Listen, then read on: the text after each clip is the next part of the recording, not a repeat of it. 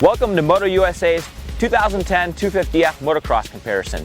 We've assembled the 4 baddest 250F motocross bikes, and we brought them here to Piru Motocross Park to see which one's the best for you.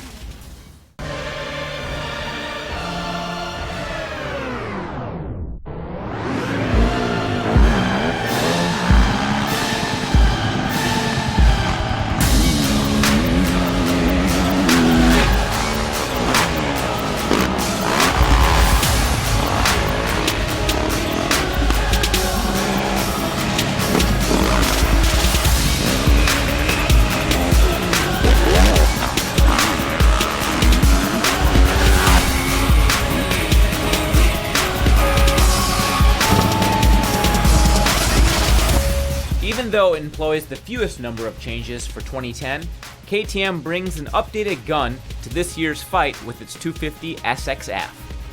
Underneath its sculpted orange plastics is a new triple clamp, front brake pads, and updated piston rings. The gearing on it and the transmission's very close, so it's like you're shifting gears a lot on it, just like the Honda, but the thing goes, man. I also like the ergonomics of it, like just the way the handlebars and the seat and the foot pegs are. It was a real comfortable motorcycle for me, and when I was like in the attack position, like everything just kind of felt right, and it just felt really good. It kind of wanted to stand up a little bit in the ruts. It didn't feel too planted in the corners. I think we could have maybe softened up the suspension a little bit to help that. But great motor. You know, the brakes on it were really strong. Maybe a little too grabby, a little too on-off for me. The one thing about that stood out was the brakes. They're just so harsh compared to all the other bikes. It's just hard to get used to. You could use the front brake with one finger. I don't know if that's bad. It probably isn't, but it takes some adjustment. I mean, for not having a linkage, the thing's a pretty good bike. The suspension was actually pretty damn good. We were over there in the whoops, and it was actually working really good. Except for the fact that it doesn't have too much bottom end. You always got to just ride the piss out of the thing and keep the revs up, or else you're not going to be going anywhere because there's nothing on bottom. It's all on top. But it's got a really smooth power band once you get up there, and you know. But you just got to ride the thing and from the mid to top end range.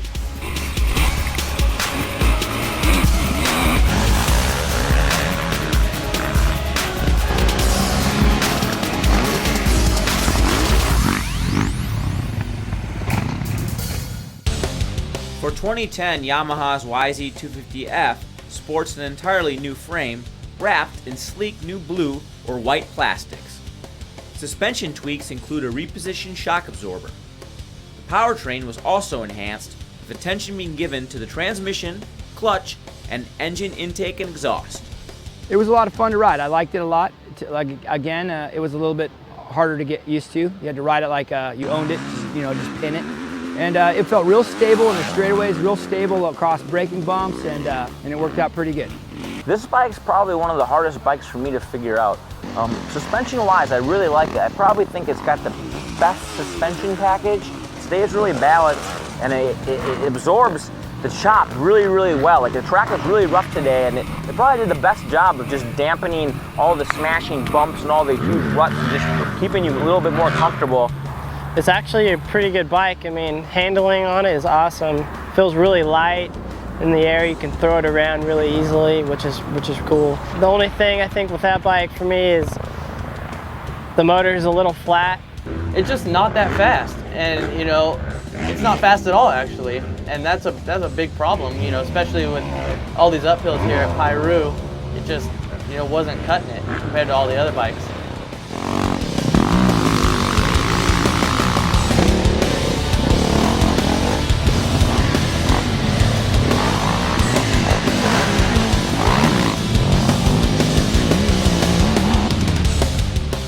Although it looks the same, the 2010 Kawasaki KX250F makes use of key yet subtle improvements designed to boost performance and durability. Most notable is the engine's new piston, reworked transmission, and massaged flex-tuned chassis. It feels like a slow 450. That's what it feels like. It's that fast. That plus its handling, it's the most neutral bike out here today. You know, you can get on it and you feel comfortable immediately.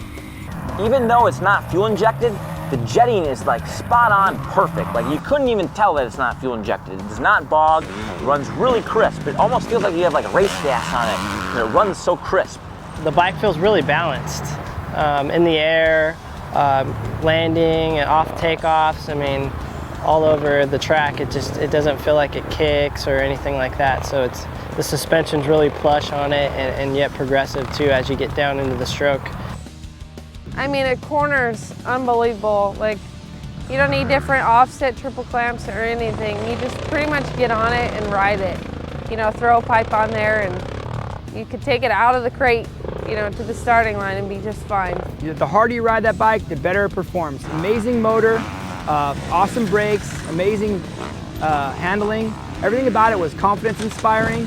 It was great. I got to ride it a long time, and the more I rode it, the more I loved it, the more I didn't want to give it up. I didn't want to ride any other bikes.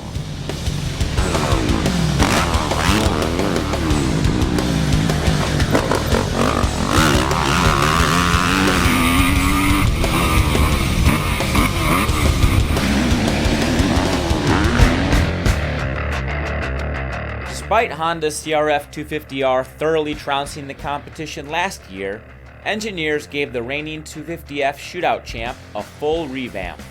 From its engine to its chassis and bodywork, the 2010 bike features all new everything. It's the only fuel-injected bike out here today. The bike is ridiculously fast. The power band cools for days, and I don't think I ever hit the rev limiter on that thing. That bike can turn on a dime. It's amazing how it turns. And I really like the gearing ratio. From the space between second and third to fourth was perfect out here at Pirate. Man, this bike, this thing is the closest to a 125 two-stroke motorcycle that you can get. It's like a hybrid two-stroke, four-stroke. It's crazy. The bike is just so narrow and so small. I thought at first that it's so small that it might like be hard to actually ride because I'm 6 foot tall. I'm kind of a bigger dude. But man, I was surprised. Like I could actually grip it pretty good with my knees, and it's just so nimble, man. The Honda is the easiest to maneuver in the air. It felt real light, a little spin between your legs. I can whip it and scrub easy. Another one of my favorite things about the bike is the front brakes. It's got great braking power. It doesn't feel spongy at all, and it's not too grabby where it's like an on-off switch. It's really controllable on the lever. Like you can come into a corner and practically do a nose wheelie and control the front end with it really good, which is awesome.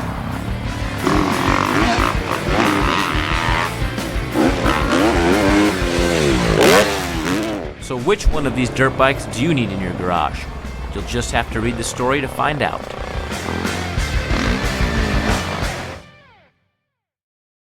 All right, we'll see you guys next time.